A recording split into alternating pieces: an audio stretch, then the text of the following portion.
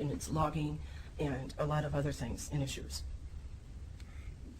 And it's your testimony that you spend $24,000 a year on that? At least, not just specifically on that, the whole maintenance of the property, the house, So do the you 10 have a acres, house the cleaner? forest.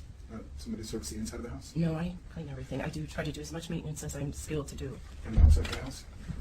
If I'm skilled to do it, I'll fix it or learn or try to work with somebody, you know, try to get the lowest. What's an example of a receipt that you've spent $2,000 in the last month for property maintenance? Well, a tree just fell down in front of the detached garage, and that was, how much did he charge me for that? Maybe that was, I can't remember. I know I just paid one for $800 or $900. I'm not sure if that was for the tree and the gutter broke, so they fixed the gutter for $100. So in the last month, you had $100 of expenses for maintenance. No, $900. It's $100 just to fix the gutter. It was cost to get the tree cut up and removed. I think, I can't remember, it's like $800, so it's $900 Was more. that due to this most recent storm? No, it was 2-3 weeks ago. Now, here you include monthly attorney fees. So you have a $2,000 figure, and that's for the management of your trusts? No, it's for everything. No. If my trust need work, then it would be for the trust. If it's for responding to your client's motions, that, and it's also Does other this- issues come up regarding the children. The two things you listed And the here property. are trust and domestic relations litigation. Does this figure reflect the money that you've been reimbursed for attorney fees? No. Now here you have expenses of adult children, and you parenthetically wrote not within benefits received, and the number is $3,000. Can you tell me in the last month how you spent $3,000 on your children? Let's see, so that would be the month of January. They had the plumber there a few times, which came to about $1,000, possibly more, because that was when it was freezing below 10, and we had pipes freezing. The neighbor's tree fell on the fence. We had to get that reimbursed. What else did they have problems with? The shower backed up. I had to have the plumber come and fix the drains. That was about $200 approximate. What else happened? I had to pay for Amelia overdrew on her account, trying to pay her bills, so I had to give her money.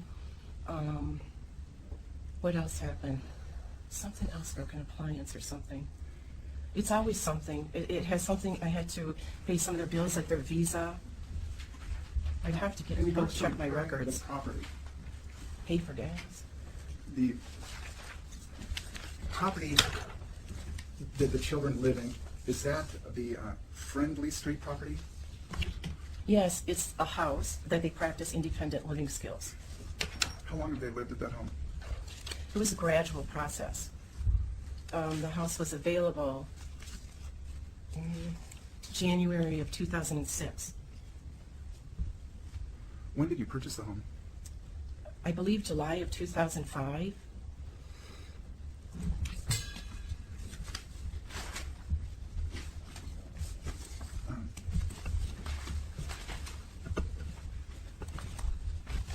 Pictures are disappearing from stacking here. No more stacking. Do you have anything? No. I'm looking for my exhibit list here. I show that the dissolution was entered in 2007. So is it fair to say that you purchased the Friendly Street property prior to the dissolution? You would have to ask an attorney because that was such a complex system. At first it was, Let me just ask you, is July 2005 before January 2007? well, calendar Yes or no? wise is 2005 is before 2007. Was the Friendly Street property reflected in your MSA or your final judgment of dissolution? No, What was the cost of the Friendly Street property? $400,000. Whose name is this property in? The adult children, If I went to the tax records, is that what they would show me? yes. I'm going to approach you with the tax records.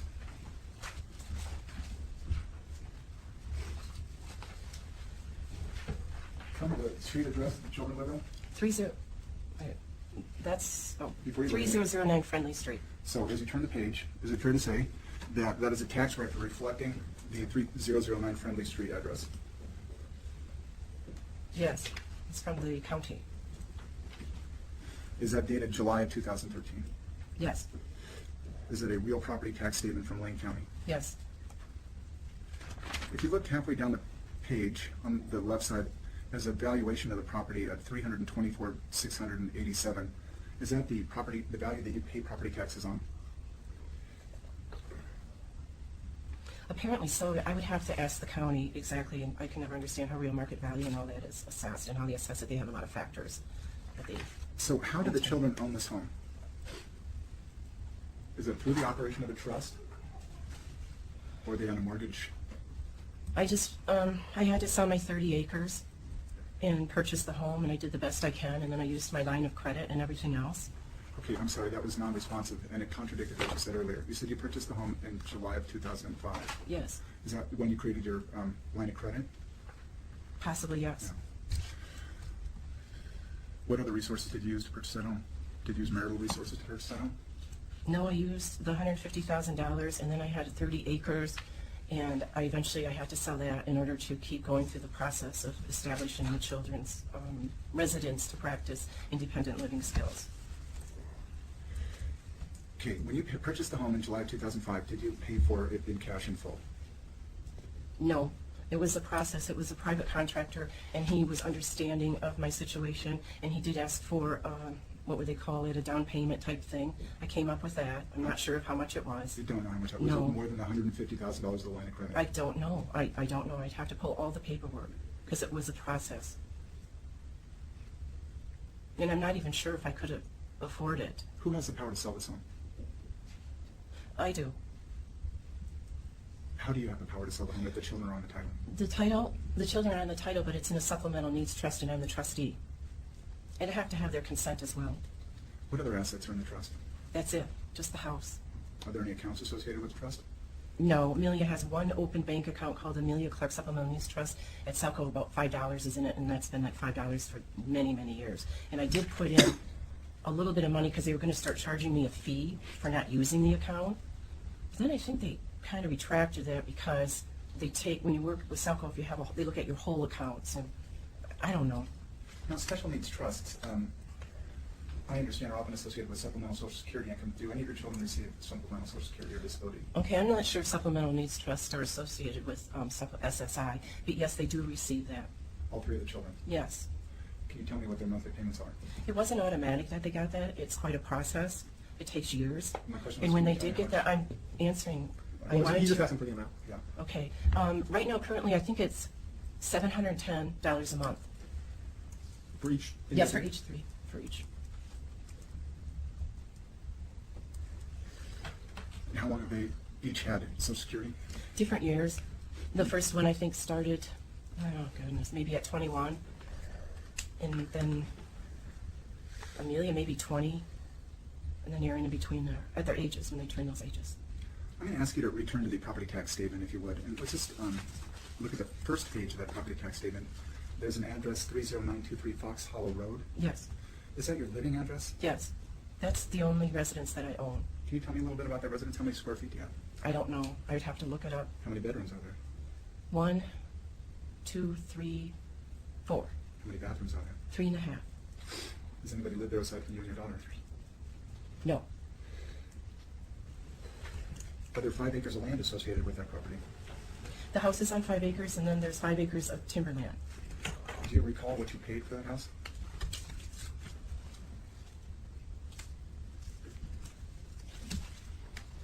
I'm not sure. I think Andy and I purchased it maybe $610,000. Can you tell me the value, based upon this document, that you pay taxes on? I pay usually approximate $4,000 a month or a year. And if you look down to the total real market value listed on the property tax statement, can you tell me that value there? On the real market value category, It says real market value, land, structures, and then total. total. And then for this year, $451,545. Do you think that that's an accurate assessment of the value of your home? I'm not sure. I inquire with the county each year because I'm always trying to, make sure that this is accurate, that maybe somehow I get some of it waived. And I usually contact the county or go down there and talk, and, they give me a lot of good information. And so it's complicated how they come up with these values. So I can't really reiterate how they factor it all in. But you believe you paid $610,000 for it? You asked if there was a purchase price. Would we purchase the price, the 10 acres plus the house? And I believe it was $610,000. So the second page lists the 3009 Friendly Street, and whose taxed for this property? I am. They send it to me. So is it fair to say that this is your asset? It's not my asset. The children can't pay this. So you said earlier that you're the only one with the power to sell this property. With their consent, everyone would have to agree. And is that by the terms of the trust? Yes, yes, Are there names each individually on that title? yes. So would it be fair to say you own a 1/4 interest in that home? No, Why is that? I don't own the home. And you know, Mr. Hupla, if you really want details of the trust, we should probably get the attorney that put the that watches over this and puts the supplemental needs trust together. He can explain it better. That's why I have an attorney, to make sure that everything is, you know, organized and in the right. If I follow you, do you recall whether these items were asked for from you in this litigation proceeding and whether or not you provided them? No, what did you ask me for? I asked you if you had forwarded the copies of the trust that you had been requested to provide. I didn't see that on any list. I know that you have in the past, not you, but his other attorneys have in the past. Is there a reason that you haven't provided that? No one's asked me for them. And the receipts for your uniform support affidavit, is there a reason that you No didn't one really provide asked me those? for those as well. Do you communicate with your attorney on a regular, oh, sorry, that's privileged. I'm going to ask you to turn to the third page of the document. This 30923 Fox Hollow Road. So is this the 5.11 timbered acres that you speak of? Yes. And that has a separate valuation here. Can you tell the court what that total valuation is? Which value? There's real market, there's assessed. The total real market value? Total. $101,697.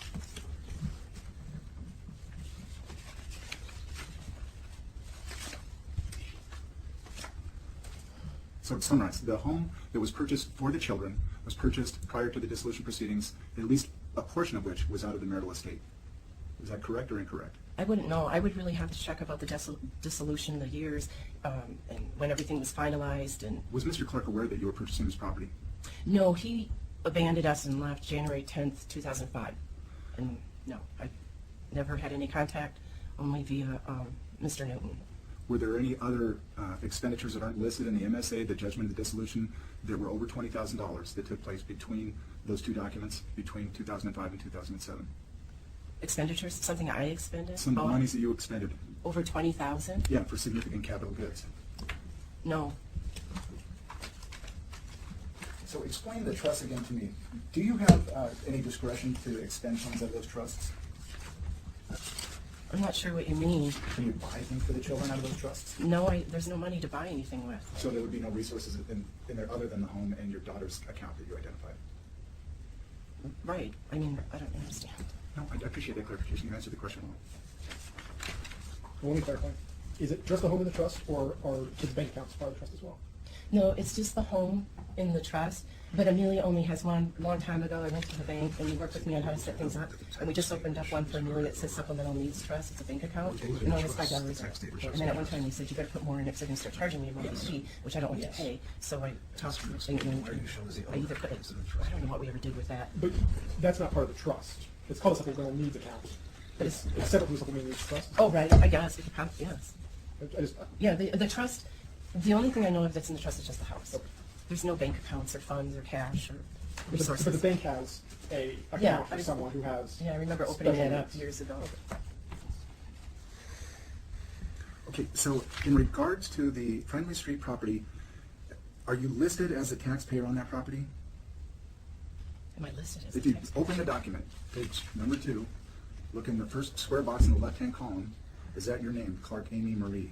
Yes, they send me the tax bills. Is there a reason the trust is not named as the taxpayer or the I'm trustee? not sure. You'd have to check with the city. A lot of times they take it, they say it's a few years before they kind of change records. I'm not sure why or the county actually. Did this home at any point in time transfer from your ownership to the ownership of the trust? Ownership, my ownership. Yes, Amelia was underage, and I remember Mr. Bromley, the one who was helping with all of the children.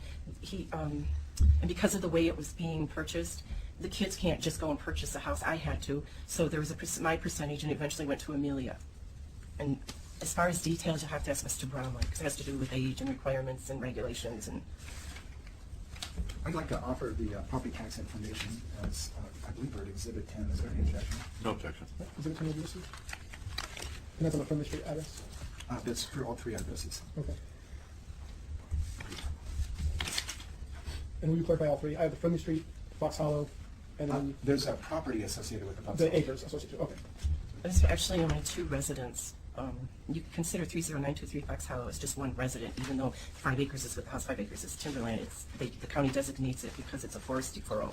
When you say It's only one timberland- piece of property. Thanks for the clarification. When you say timberland, do you mean that you can harvest the timber off of there?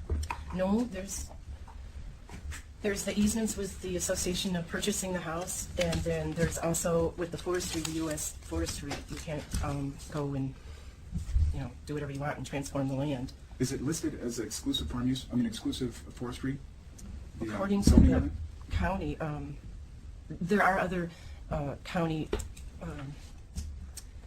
like you can't just build, it's a 10, in that area where I live, it's only 10 acres. Like I would be able to build a house or any other structures. You have to keep the trees up. Okay, I would like to ask you about some of the financial accounts that were provided to you in the dissolution proceeding in their current status.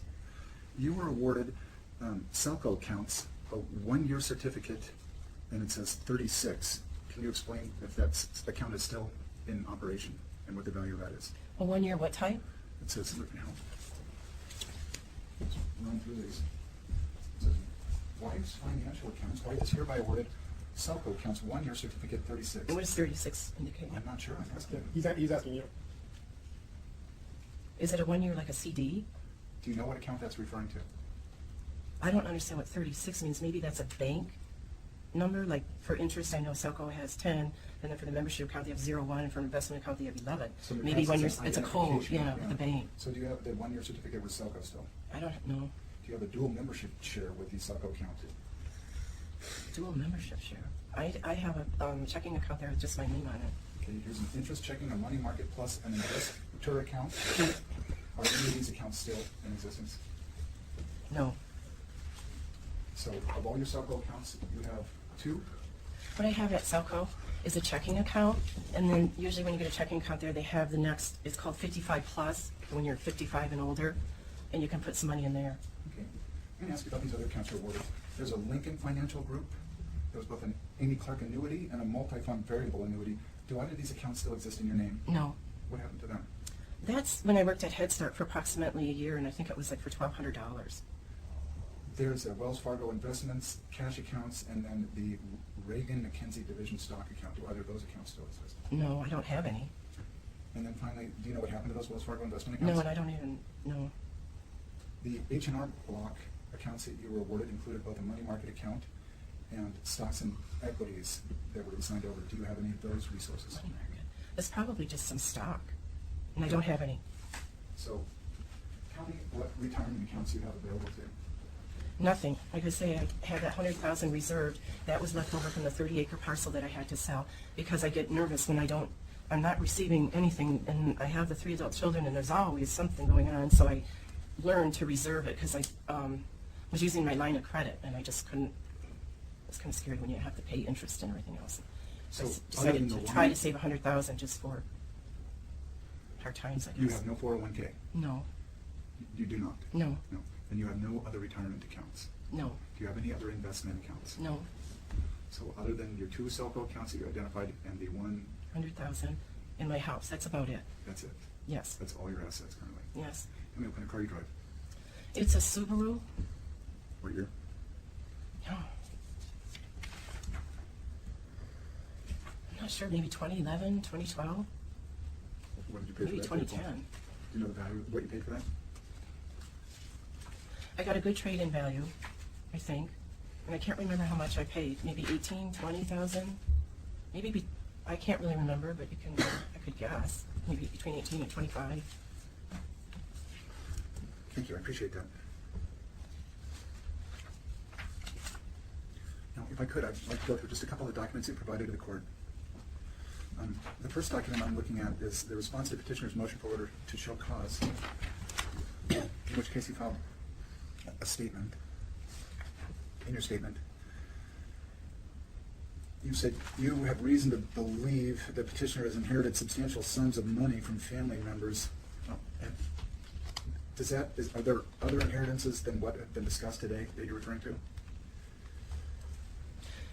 Well, I know that he was on one of his aunt's wills, and they usually divided up. That one was divided up with two siblings, Andy and his other sister, and then recently, as he mentioned, the 25% of the other aunt's estate, and that's the only ones that I'm aware of. Okay, you say that in paragraph 6 that the petitioner was terminated by his own reckless or intentional acts. Do you believe that he performed any of those acts in order to avoid his spousal support obligation? Possibly. He's very skilled and very intelligent, especially when it comes to finances. And usually corporations and employers and that, they always try to help employees. You know, you have to do something very drastic, and I'm not sure there's always, nowadays they have all these types of rehabilitation and counseling, and I'm sure there's laws with labor unions or OSHA or something, you know, to keep an employee. I'm not sure, I don't know the firing and all that, but yes, I really do. I think that he's pretty well settled, and I think that he can retire. Now, you say in paragraph 9 that since the last proceeding to modify support, that his financial circumstances have improved and not gotten worse. Can you tell me what you're basing that comment on? Well, we looked at his bank statements, and we saw a lot of transactions, that he does a lot of home banking, and he takes money out of an investment account at Kara Clark's. He takes money out of LCC Clark property. He gets so much every month. He's inherited money. We really don't have very good documentation, even though we try to ask for official and valid tax returns. But I know he's mentioned a lot that he's made really good money with Wells Fargo. Do you have any reason to believe that the tax returns he's provided to you are not true and accurate? Yes, they don't include W-2s, 1099s, and all of the other document, W-2s, 1099s, and any of the, what's that form affiliated with the corporation. And I did have a professional CPA look at the one that Mr. Newton asked for, and he gave his comments that there's a lot of errors. And I'm not that skilled at doing tax returns, but it was obvious there are a lot of errors. He's actually hurting himself.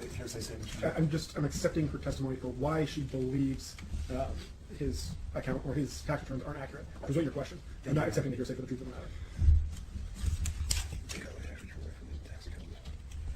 Were you, in fact, did you make any effort to get the tax returns directly from the tax accountant? Mr. Newton does that after we have to file a motion to compel. And I don't do that personally. Did you file the motion to compel because you believe that the tax returns were not accurate? Yes, and we didn't get the attached documents W-2. They usually tend to have wrong dates and signatures, and they were, just me being not an expert at tax returns, I wouldn't want to file my taxes that way. I mean, he's actually was kind of... I appreciate that. She answered that question. Do you believe that an individual would have a W-2 if they had no employment for that year? Depends on what year you're talking about. This has been going on for 10 years, and we've always had difficulties getting a legitimate tax return. He's asking a hypothetical question. If someone was not working, would you expect them to have a W-2? If they, no, I don't know. I mean, what if you're working at home? Are you supposed to file W-2s? I'm not sure. I appreciate your answer. Thank you.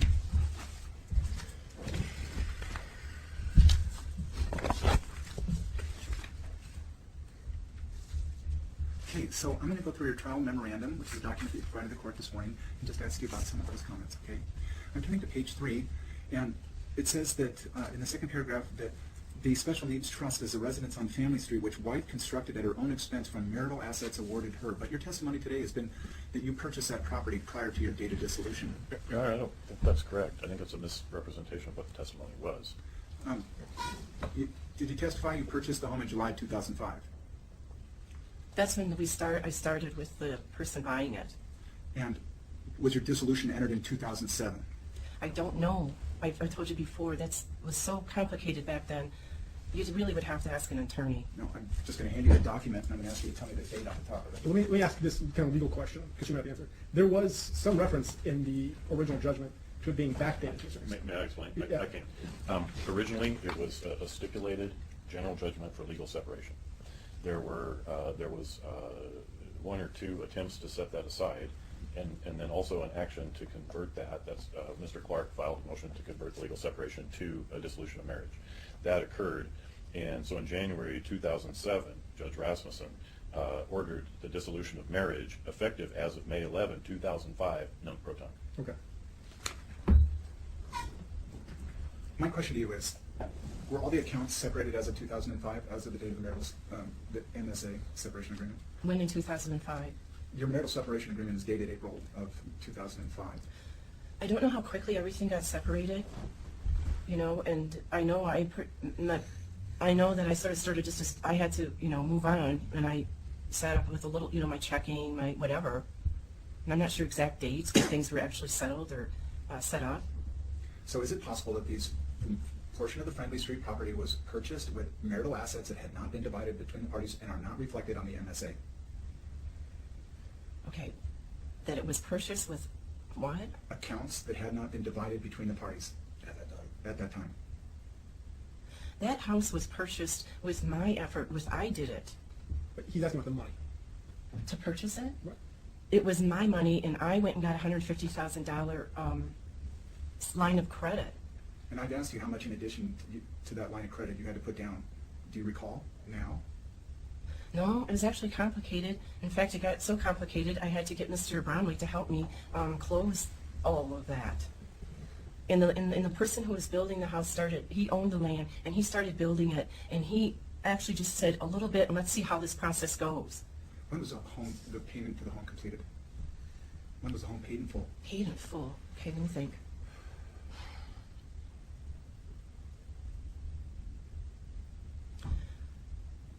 Actually, it's not really paid in full. The children owe me the money. There's a promissory note, and they're supposed to pay me money, pay it back, How much is the but they promissory note? can't. How much is it? So the last time, I think that I paid off the line of credit, I'm trying to think which year. I don't even know. 2005, maybe 2010 or 11. I don't know. I think it makes sense.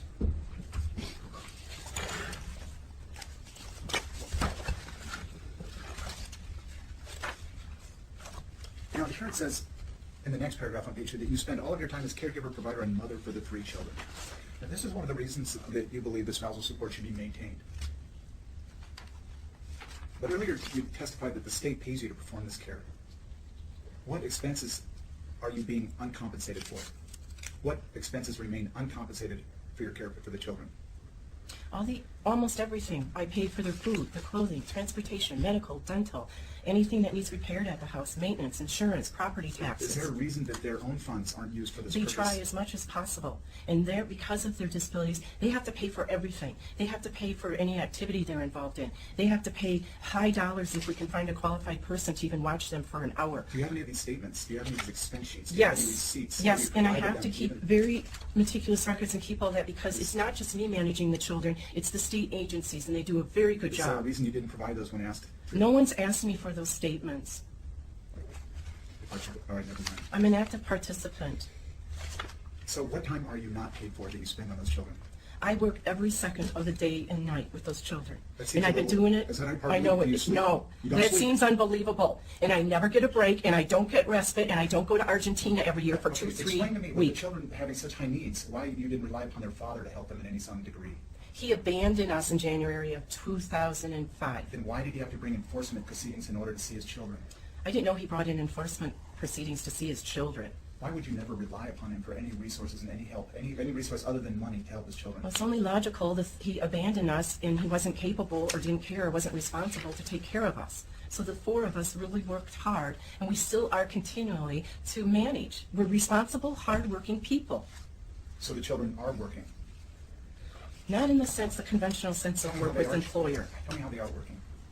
Do they have an employer? Do they work for Pearl Buck? They do a lot of volunteering. Pearl Buck is a nonprofit agency. The state pays for them to work there for job training. And it's only like about 20 hours a week on one of them. Don't combine all 3 children because they're all individuals and they have different activity skills and whatever else. Do any children have wage-making jobs as a current? No, if they do well with their putting little products together, they I think the oldest one, he's 28. Let me see. A couple of years ago, his annual income from that job was $200. They try to pay him piecemeal based on the production. It was like $200.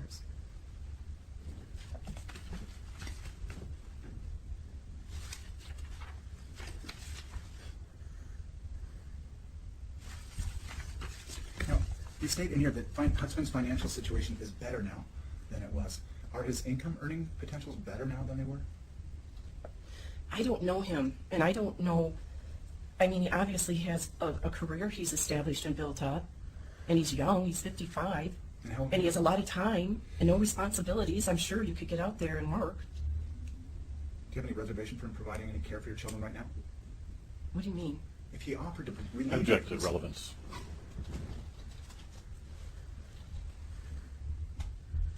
Overruled.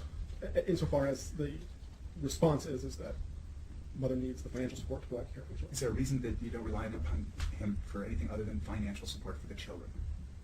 That I rely upon him? That Anything you else? do not rely upon him for anything other than support, than economic support for the children? If he came to you today, and I'm asking you to speculate, and you don't have to answer this question if you want, and said, hey, I'd really like to help you out, would you say yes? I would have. As far as Hold time, on. What kind of tree? so hold on. Help out what? Help me out or help the three children? The or who? children in any capacity. Oh, I would have to, due to what's been, oh no, I would have to work with their case managers and the children. They're all adults now. And that's a very, I would have to ask their legal representative, the case and managers, and for safety reasons, and DHS and everyone else. Pleasant. Is there anyone other than the children living in the friendly house? Your Honor, this gets to be safety issues, and I would, if I could there be like a protective order filed or something for those kinds of answers? I really don't want, because of what has occurred and what he's done. What has occurred? Well, he made allegations toward the professional people I work with, horrible on emails and written emails to everyone, and maybe letters, to like lawyers. And then he's also contacted DHS and made a horrible allegation about one of the people who were helping me with the transitioning of teaching the children independent living. These are people that you really have to, look for and advocate strongly and hard. Okay, so hold on. Right. So there's a question pending about whether there's someone. Anybody else live at the Friendly Street home? And I can tell you. hold on, Ms. Clark has indicated she is reluctant to answer that She question. was reluctant to provide the trust. She's been reluctant. Well, to I know, but provide let's just deal with what we Yeah. got here, which is this person. So why is whether there's someone else living there relevant to? My question is whether or not she receives rents from any of the people living at the home. Can you answer that question without? I can divulging? answer that question. No, we don't receive any income, no rents, nothing. Does anyone live there in exchange for services provided to the children? No. How can she be there and there at the same time? That's my question. Does your daughter live at the Friendly Street home? We're always together. In fact, my daughter's at LCC right now. The answer is, does she live at the Friendly Street home, or does We she live at practice. Fox Hollow? We're at both places. We practice. And it depends on if I'm there or they're there, and it depends on the activity and what we're doing. And, Do you this also- is their daily life and their livelihood, and I really don't want to, because of what has happened in the past. I have to protect them, and I feel if you're going to ask those type of questions, I want their legal representative to be here. The question I had was, does your daughter live with you in Fox Hollow or the Friendly And Street? sometimes she stays at my house, sometimes she stays there. Do you live at the Friendly Street address as well? Sometimes I stay there. Depends on the activity, depends on we're doing. And without leaving any names of other people that there are other parties living at the Friendly Street address as well? Your Honor, didn't you just ask that? Well, he's not asking for any names, and so I would think that the concern about Mr. Clark contacting anybody would be alleviated if there is no discussion of who those people are, no identification of them. I'm the only active provider for the children. I participate on a daily basis and provide all the services. Yes, sir. Everybody's living there. Does the estate, do the trust, does anybody receive any benefit for any other individuals other than your children living in that home? Anyone else receive benefits? From what resources? I don't have any money. Does anyone, does the children's trust, do the children's individually, or do you receive any in-kind or financial return for other people living at the Friendly Street home? Mr. Hoppe, in the trust is just a house. It's and no one simple receives yes or a no. house. No. Yes, no. Sue watches it.